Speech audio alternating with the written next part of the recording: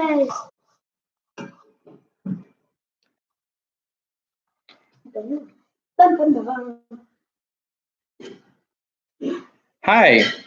how is everyone doing this evening? This is David Sneathen, and we're heavy D storytelling. So I'm going to tell you a story. I'm going to read Prince Caspian in a little bit, and we're going to start off. Today is April the 3rd. So what do we do on April the 3rd? But we're going to read from the book of Proverbs. I saw 2 people on, so let me know that you're there. Send a comment, like the video, do all kinds of things. Let me know you're there. And I'm going to go ahead and start reading Proverbs chapter 3, because it is April the 3rd.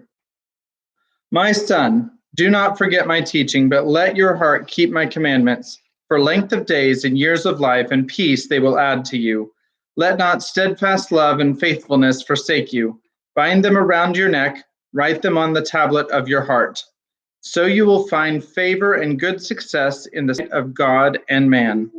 Trust in the Lord with all your heart and do not lean on your own understanding. In all your ways acknowledge him, and he will make straight your paths. Be not wise in your own eyes. Fear the Lord and turn away from evil. It will be healing to your flesh and refreshment to your bones. Honor the Lord with your wealth and the first fruits of all your produce. Then your barns will be filled with plenty, and your vats will be bursting with wine. My son, do not despise the Lord's discipline, or be weary of his reproof. For the Lord reproves him whom he loves, as a father the son in whom he delights. Blessed is the one who finds wisdom, and the one who gets understanding. For the gain from her is better than gain from silver, and her profit better than gold. She is more precious than jewels, and nothing you desire can compare with her. Long life is in her right hand. In her left hand are riches and honor. Her ways are ways of pleasantness, and all her paths are peace. She is a tree of life to those who lay hold of her. Those who hold her fast are called blessed. The Lord by wisdom founded the earth. By understanding he established the heavens. By his knowledge, the deeps broke open and the clouds dropped down the dew. My son, do not lose sight of these. Keep sound wisdom and discretion, and they will be life for your soul and adornment for your neck. Then you will walk on your way securely, and your foot will not stumble. If you lie down, you will not be afraid. When you lie down, your sleep will be sweet. Do not be afraid of sudden terror or of the ruin of the wicked when it comes. For the Lord will be your confidence and will keep your foot from being caught. Do not withhold good from those to whom it is due when it is in your power to do it. Do not say to your neighbor, go and come again. Tomorrow I will give it when you have it with you. Do not plan evil against your neighbor who dwells trustingly beside you. Do not contend with a man for no reason when he has done you no harm. Do not envy a man of violence, and do not choose any of his ways. For the devious person is an abomination to the Lord, but the upright are in his confidence. The Lord's curse is on the house of the wicked, but he blesses the dwelling of the righteous. Toward the scorners he is scornful, but to the humble he gives favor. The wise will inherit honor, but fools get disgrace. That again is Proverbs chapter 3. This is the English Standard Version of the Bible, which is the version that I read the most often. Hello from Florida to Rebecca. Hello from Florida to Aunt Kathy. And I guess I'm saying hello from Texas. You guys are hello from Florida. So we've got JJ here. We've got Daniel here. Kimberly ran off. I'm not sure where she went. There he is. Wow, we've got some lag, just like always. Sorry about the lag. I think it would be better if I was doing it on my phone, but YouTube won't let me do it on my phone. So there it is. All right. So Rebecca says, hello, kiddos. I need the kiddos to settle so that I can read the story. So I do want to remind you all about the art contest that we have so that we can have cover video, or not videos, cover photos for the Facebook and the YouTube page for this Heavy D storytelling page. So I am not going to start until Rebecca gets back. Not Rebecca, Kimmy. I don't know where Kimmy went or why she went. She went to the restroom. She couldn't have done that 10 minutes before we started. Okay, so without further ado, I am going to turn it over to Kimmy, who is going to tell us what happened in the last chapter of this. Okay, so what happened was Peter, Lucy, Edmund, and Susan, they were over at the train station to go over to their boarding school. And so the boys, they went last and the girls went first on the trains. And they felt some kind of magic, kind of like someone pulling them. And then they all held hands and got transported to Narnia. Although they didn't know it was Narnia because they landed on an island. They searched the island a little bit. They saw the mainland, and they saw another island close by. And so they went into the woods and found a bunch of apple trees. And then they found some ruins next to the apple trees. And so they ate a bunch of apples, grabbed a few, and then explored the ruins. And they noticed that it looked a lot like Cair Paravel, which is where they were kings and queens of Narnia when they were there last. So, and then after that, they built a fire and they explored. And they went to the. No, they explored the treasure chamber, and they found the presents that Santa Claus gave everybody except for Edmund because he was away with the White Witch when that happened. And Lucy's. And he was really enjoying his time with the White Witch. Nope. At that time. No way. Lucy's bottle of magic healing potion, it was halfway full. Susan's quiver of arrows and that healing potion, the vial was made out of glass? No, diamond. Oh. And Lucy's bow and quiver of arrows, they were fine, although her horn that was enchanted and help was sure to come every time someone blew it, that was lost. And Peter's, his sword and shield was there, and it was not rusty after who knows how long. And right now they went to bed after exploring the treasure chamber. And I think that's about it. Right, Dad? I think you're Yeah. Okay. What, JJ? What to say? She said it was half empty. I think it was half full. No, it was more than half full. Okay. All right. So, completely irrelevant. And I'm sure Ben is off watching his walking garbage. So we'll not wait for him tonight. But we are going to start with chapter 3 from Prince Caspian. This chapter is called The Dwarf. We had that conversation yesterday. We don't need to repeat that. Chapter 3, The Dwarf. The worst of sleeping out of doors is that you wake up so dreadfully early. And when you wake up, you have to get up because the ground is so hard that you are uncomfortable. And it makes matters worse if there is nothing but apples for breakfast and you have had nothing but apples for supper the night before. When Lucy had said, truly enough, that it was a glorious morning, there did not seem to be anything else nice to be said. Edmund said what everyone was feeling. We've simply got to get off this island. When they had drunk from the well and splashed their faces, they all went down the stream again to the shore and stared at the channel which divided them from the mainland. We'll have to swim, said Edmund.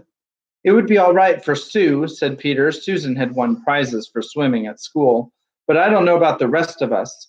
By the rest of us, he really meant Edmund, who couldn't yet do 2 lengths of the school baths, and Lucy, who could hardly swim at all. Anyway, said Susan, there may be currents. Father says it's never wise to bathe in a place you don't know. And when they're talking about the baths, they're not talking about the school bathroom, but in England, especially in this time, and maybe today too, but I don't know, but the bath would refer to a swimming pool. So that's what that is.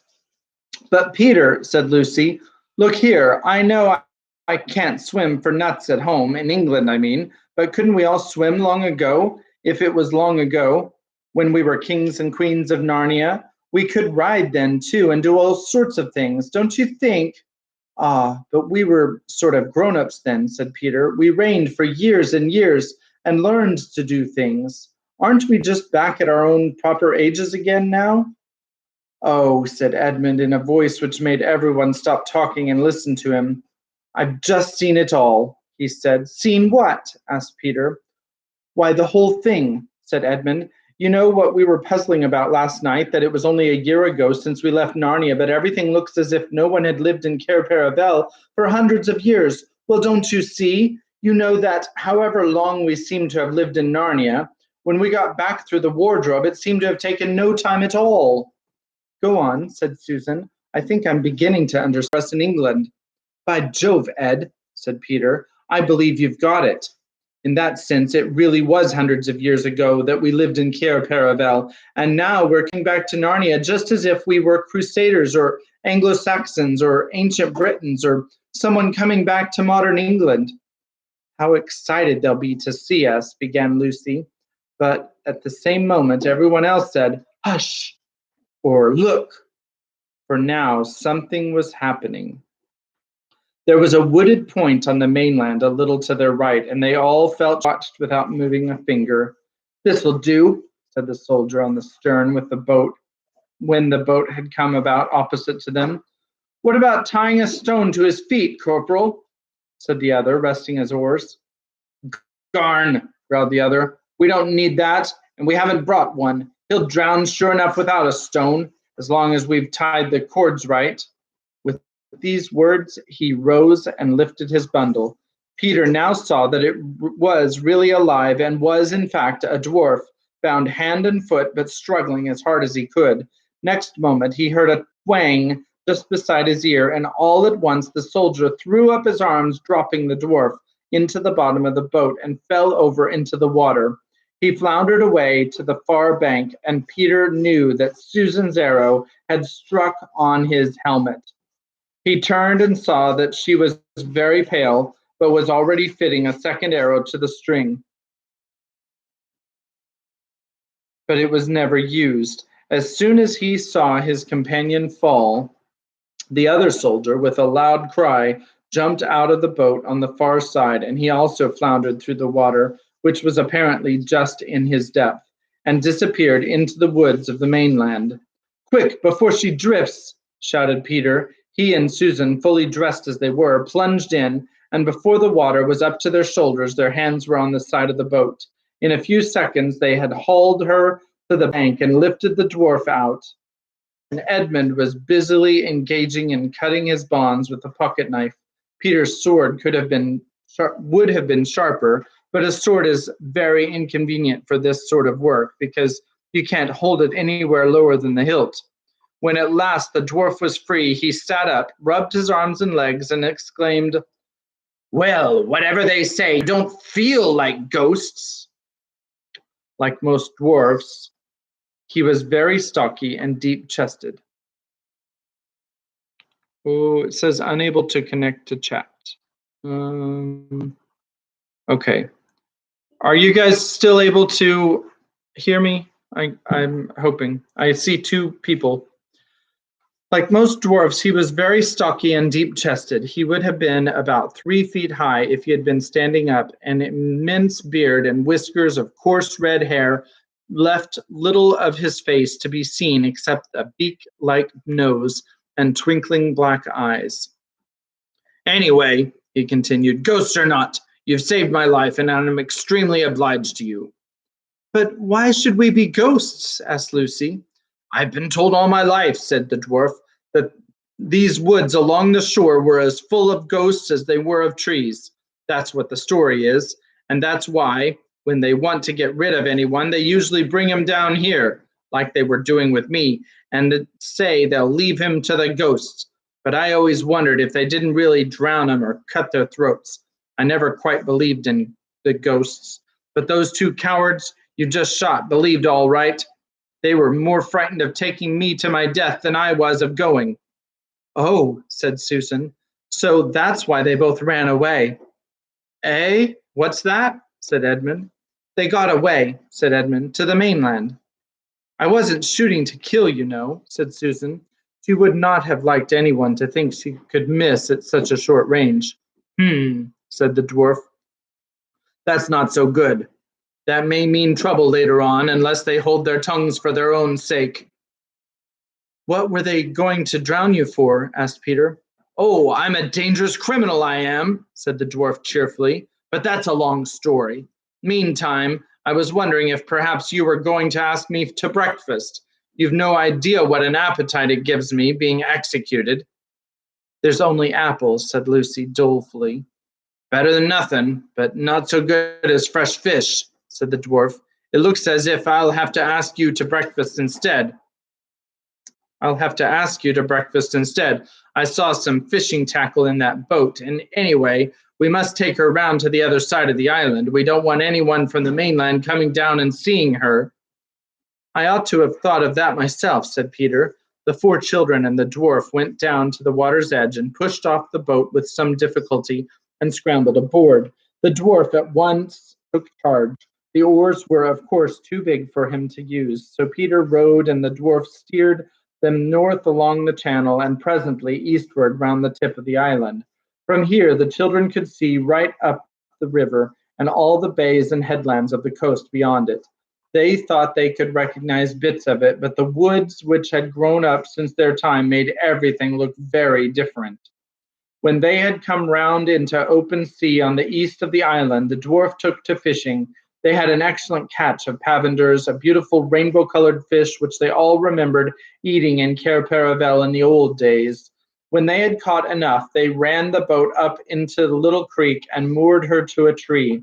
The dwarf, who was a most capable person, and indeed, though one meets bad dwarfs, I never heard of a dwarf who was a fool, cut the fish open, cleaned them, and said, Now, what we want next is some firewood. We've got some up at the castle, said Edmund. The dwarf gave a low whistle. Beards and bedsteads, he said. So there really is a castle after all? It's only a ruin, said Lucy. The dwarf stared round at all four of them with a very curious expression on his face. And who on earth? He began, but then he broke off and said, No matter, breakfast first. But one thing before we go on. Can you lay your hand on your heart and tell me I'm really alive? Are you sure I wasn't drowned and we're not all ghosts together? When they had all reassured him, the next question was how to carry the fish. They had nothing to string them on and no basket. They had to use Edmund's hat in the end because no one else had a hat. He would have made much more fuss about this if he had not by now been so ravenously hungry. At first, the dwarf did not seem very comfortable in the castle. He kept looking round and sniffing and said, looks a bit spooky after all. Smells like ghosts too. But he cheered up when it came to lighting the fire and showing them how to roast the fresh pavenders in the embers. Eating hot fish with no forks and one pocket knife between 5 people is a messy business. And there were several burnt fingers before the meal was ended. But as it was now 9 o'clock, and they had been up since 5, nobody minded the burns so much as you might have expected. When everyone had finished off with a drink from the well and an apple or so, the dwarf produced a pipe about the size of his own arm, filled it, lit it, blew a great cloud of fragrant smoke, and said, Now. You tell us your story first, said Peter, and then we'll tell you ours. Well, said the dwarf, As you've saved my life, it is only fair you should have your own way, but I hardly know where to begin. First of all, I'm a messenger of King Caspian's." "Who's he?" asked four voices all at once. "Caspian the 10th, King of Narnia." "And long may he reign," answered the dwarf. "That is to say, he ought to be King of Narnia, and we hope he will be. At present, he is only king of us old Narnians." "What do you mean by old Narnians, please?" asked Lucy. Just a minute. Sorry. "Why, that's us," said the dwarf. "We're a kind of rebellion, I suppose." "I see," said Peter. "And Caspian is the chief old Narnian?" "Well, in a manner of speaking," said the dwarf, scratching his head, "but he's really a new Narnian himself, a Telemarine, if you follow me." "I don't," said Edmund. "It's worse than the Wars of the Roses," said Lucy. "Oh dear," said the dwarf. "I'm doing this very badly. Look here, I think I'll have to go right back to the beginning and tell you how Caspian grew up in his uncle's court and how he comes to be on our side at all. But it'll be a long story." "All the better," said Lucy. "We love stories." So the dwarf settled down and told his tale. I shall not give it to you in his words, putting in all the children's questions and interruptions, because it would take too long and be very confusing. And even so, it would leave out some points that the children only heard later. But the gist of the story, as they knew it in the end, was as follows. And that introduces chapter 4. The dwarf tells of Prince Caspian. Prince Caspian lived in a great castle in the center of Narnia with his uncle Miraz, the king of Narnia, and his aunt, who had red hair and was called Queen Prunaprismia. His father and mother were dead, and the person whom Caspian loved best was his nurse. And though, being a prince, he had wonderful toys which would do almost anything but talk, he liked best the last hour of the day when the toys had all been put back into their cupboards and nurse would tell him stories, kind of like what I'm doing right now. Your favorite time of the day, isn't it?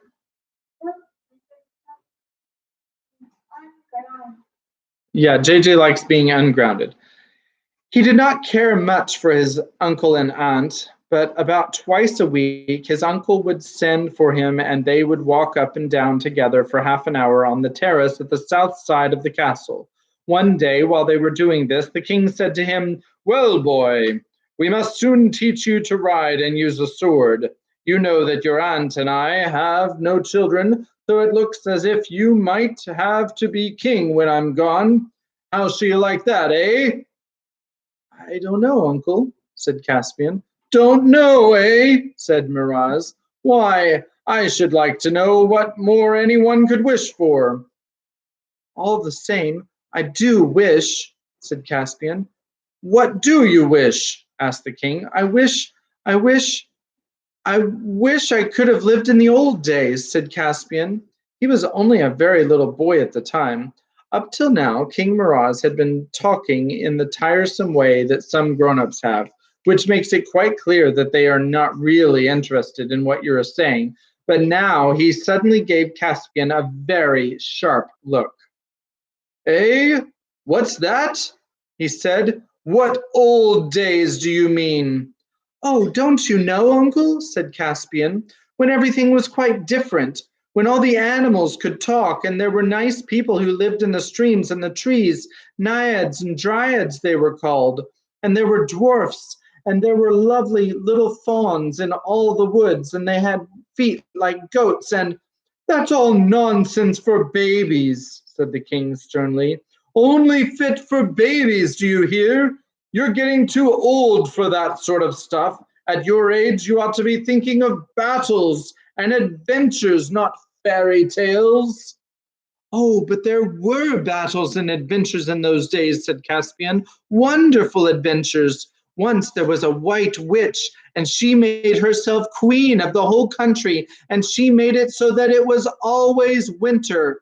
And then two boys and two girls came from somewhere, and so they killed the witch, and they were made kings and queens of Narnia, and their names were Peter and Susan and Edmund and Lucy.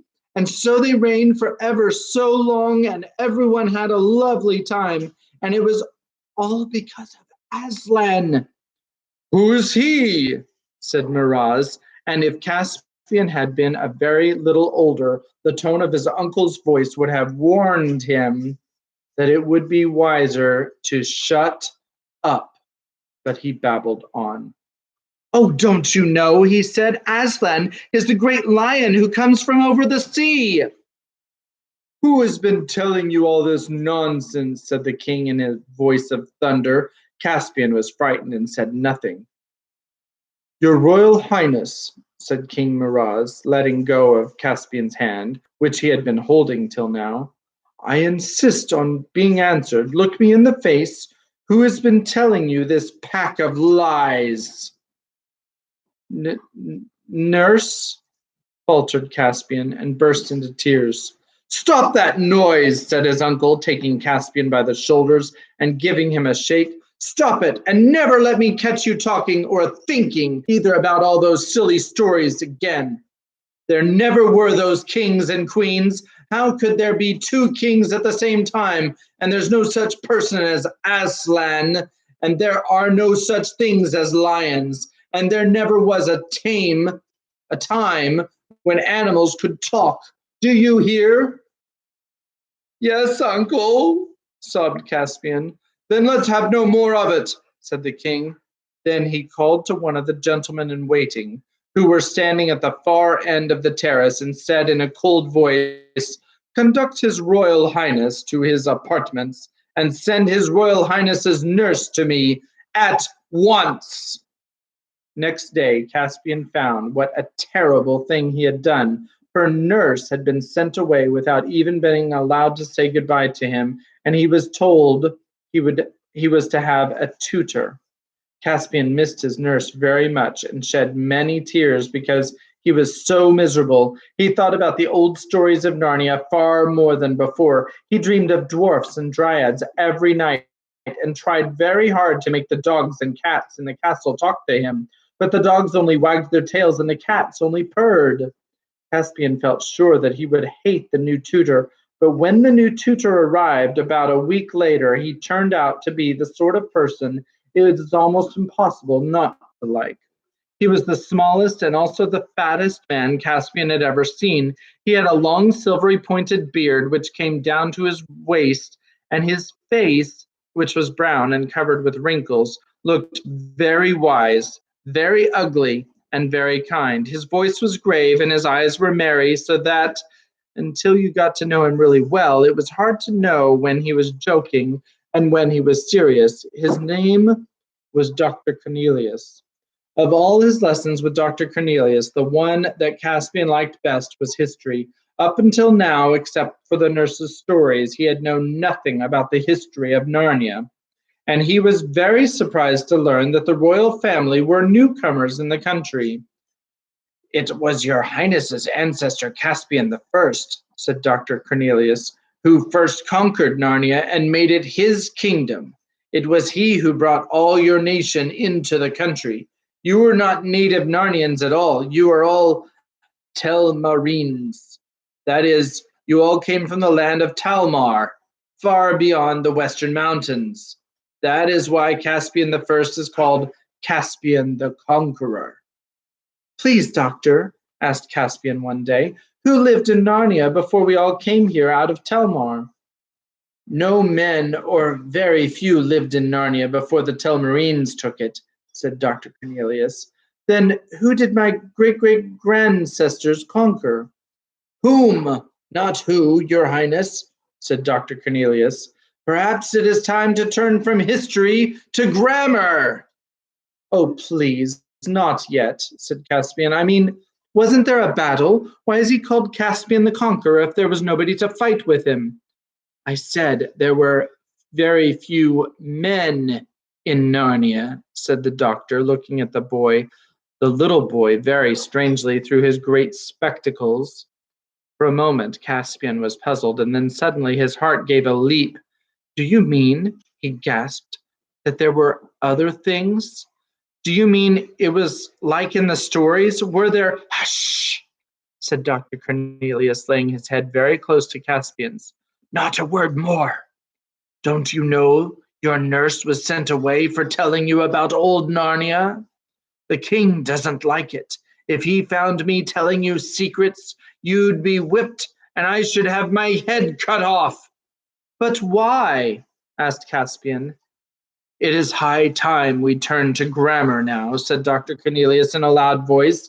Will your Royal Highness be pleased to open Pulverulentus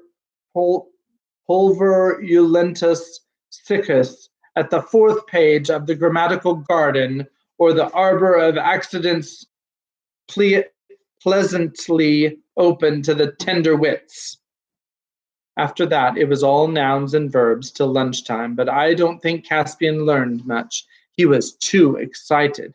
He felt sure that Dr. Cornelius would not have said so much unless he meant to tell him more sooner or later. In this, he was not disappointed. A few days later, his tutor said, Tonight, I'm going to give you a lesson in astronomy. At dead of night, 2 noble planets, Tarva and Alambil, will pass within 1 degree of each other. Such a conjunction has not occurred for 200 years, and your Highness will not live to see it again. It will be best if you go to bed a little earlier than usual. When the time of the conjunction draws near, I will come and wake you. This didn't seem to have anything to do with old Narnia, which is what Caspian really wanted to hear about. But getting up in the middle of the night is always interesting, and he was moderately pleased. When he went to bed that night, he thought at first that he would not be able to sleep, but he soon dropped off, and it seemed only a few minutes before he felt someone gently shaking him. He sat up in bed and saw that the room was full of moonlight. Dr. Cornelius, muffled in a hooded robe and holding a small lamp in his hand, stood by the bedside. Caspian remembered at once what they were going to do. He got up and put on some clothes. Although it was a summer night, he felt colder than he had expected and was quite glad when the doctor wrapped him in a robe like his own and gave him a pair of warm, soft buskins for his feet. A moment later, both muffled so that they could hardly be seen in the dark corridors, and both shod so they made almost no noise, master and pupil left the room. Caspian followed the doctor through many passages and up several staircases, and at last, through a little door in a turret, they came out upon the leads. On one side were the battlements, on the other a steep roof. Below them, all shadowy and shimmery, the castle gardens, above them stars and moon. Presently they came to another door which led into the great central tower of the whole castle. Dr. Cornelius unlocked it, and they began to climb the dark winding stair of the tower. Caspian was becoming excited. He had never been allowed up this stair before. It was long and steep, but when they came out on the roof of the tower and Caspian had got his breath, he felt that it had been well worth it. Away on his right, he could see rather indistinctly the western mountains. On his left was the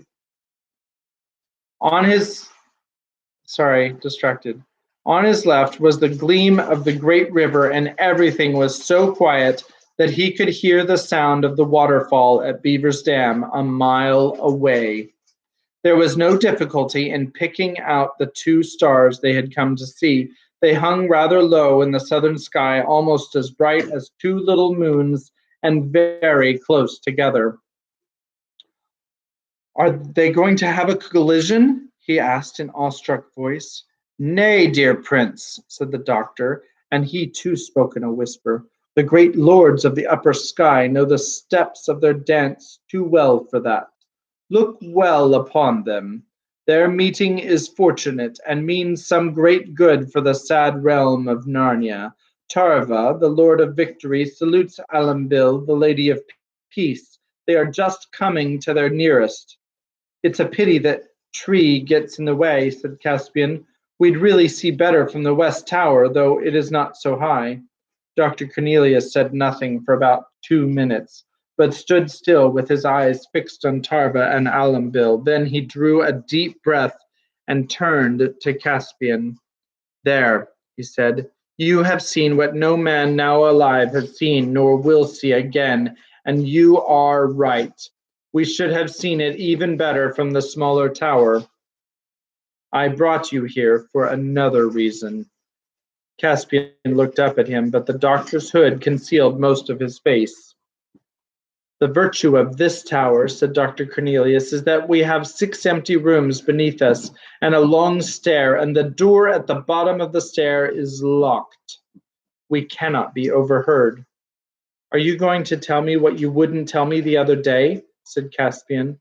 I am, said the doctor, but remember, you and I must never talk about these things except here, on the very top of the great tower. No, that's a promise, said Caspian, but do go on, please. Listen, said the doctor, all you have heard about old Narnia is true. It is not the land of men. It is the country of Aslan, the country of the waking trees and visible naiads, of fauns and satyrs, of dwarfs and giants, of the gods and the centaurs and talking beasts. It was against these that the first Caspian fought.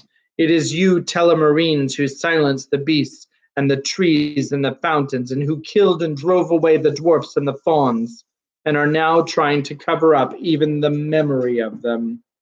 The king does not allow them to be spoken of. Oh, I do wish we hadn't, said Caspian, and I am glad it was all true, even if it is all over. Many of your race wish that in secret, said Dr. Cornelius. But doctor, said Caspian, why do you say my race? After all, I suppose you're a Telmarine too. Am I? Said the doctor. Well, you're a man anyway, said Caspian. Am I? Repeated the doctor in a deeper voice, at the same moment throwing back his hood so that Caspian could see his face clearly in the moonlight. All at once Caspian realized the truth and felt he ought to have realized it long before. Dr. Cornelius was so small and so fat and had such a very long beard. 2 thoughts came into his head at the same moment. One was a thought of terror. He's not a real man, not a man at all. He's a dwarf, and he brought me up here to kill me. The other was sheer delight. There are real dwarves still, and I've seen one at last. So, you've guessed it in the end, said Dr. Cornelius, or guessed it nearly right. I'm not a pure dwarf. I have human blood in me, too. Many dwarves escaped the great battles and lived on, shaving their beards and wearing high-heeled shoes and pretending to be men. They have mixed with your Telmarines. I am one of those, only a half-dwarf. And if any of my kindred, the true dwarves, are still alive anywhere in the world, doubtless they would despise me and call me a traitor. But never in all these years have we forgotten our own people and all the other happy creatures of Narnia and the long-lost days of freedom. I'm sorry, doctor, said Caspian. It wasn't my fault, you know. I am not saying these things in blame of you, dear prince, answered the doctor. You may well ask why I say them at all, but I have 2 reasons. Firstly, because my old heart has carried these secret memories so long that it aches with them and would burst if I did not whisper them to you. But secondly, for this, that when you become king, you may help us, for I know that you also, Telmarine though you are, love the old things. I do, said Caspian, but how can I help? You can be kind to the poor remnants of the dwarf people like myself. You can gather learned magicians and try to find a way of awakening the trees once more. You can search through all the nooks and wild places of the land to see if any fauns or talking beasts or dwarfs are perhaps still alive in hiding. Do you think there are any? Asked Caspian eagerly. I don't know, said the doctor with a deep sigh. Sometimes I'm afraid there can't be. I have been looking for traces of them all my life. Sometimes I have thought I heard a dwarf drum in the mountains. Sometimes at night in the woods I thought I caught a glimpse of fauns and satyrs dancing a long way off.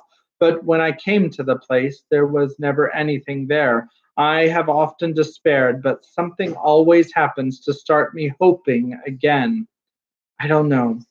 But at least you can try to be a king like the high King Peter of old, and not like your uncle.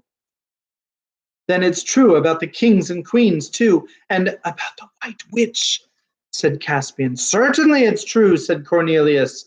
Their reign was the golden age in Narnia, and the land has never forgotten them. Did they live in this castle, doctor?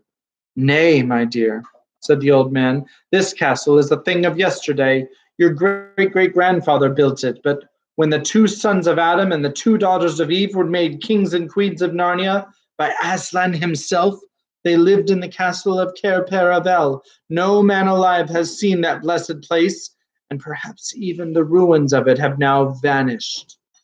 But we believe it was far from here, down at the mouth of the great river on the very shore of the sea. Ugh, said Caspian with a shudder. Do you mean in the black woods where all the ghosts live? Your Highness speaks as you have been taught, said the doctor, but it is all lies.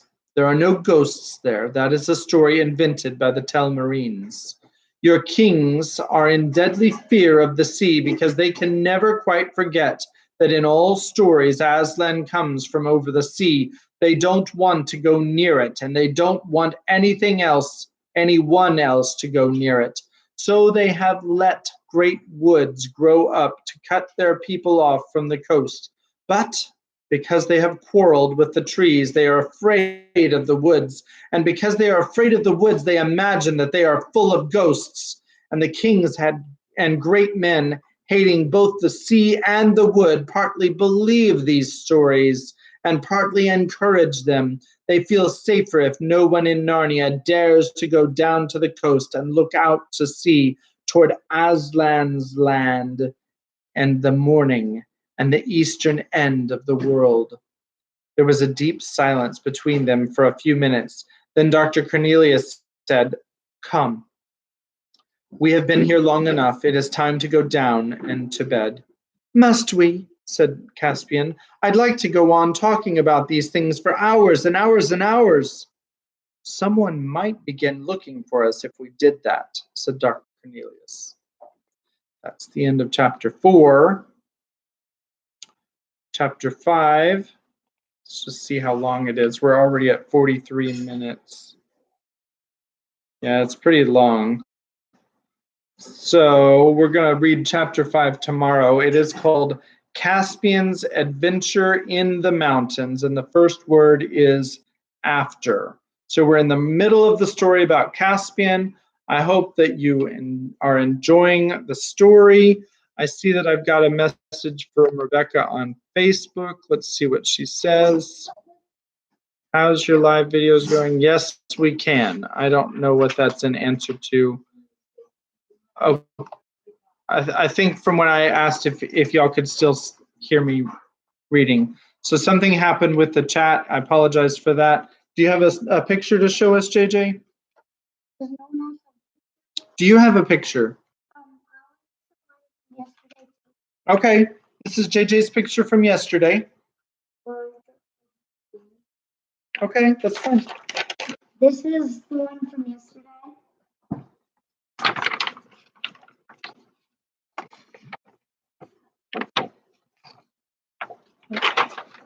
Okay. Oh, there's a sword there. And then I did this actually. I didn't really know where I was going with this. Is that? No. Oh, looks like a mountain. Wow. Very nice. And that actually reminds me, because that's a sword, and is that a shield, or what is this? Okay, so that actually reminds me, we do have the contest that's going on. So if you want to try to draw something that might be considered for the cover photo for either YouTube or Facebook, I'm probably going to have the same color cover photo so that it's makes sense. Then please make your submission. Sometime this weekend would be really nice. Otherwise, I hope that you guys, does anybody have a picture to show, Rebecca?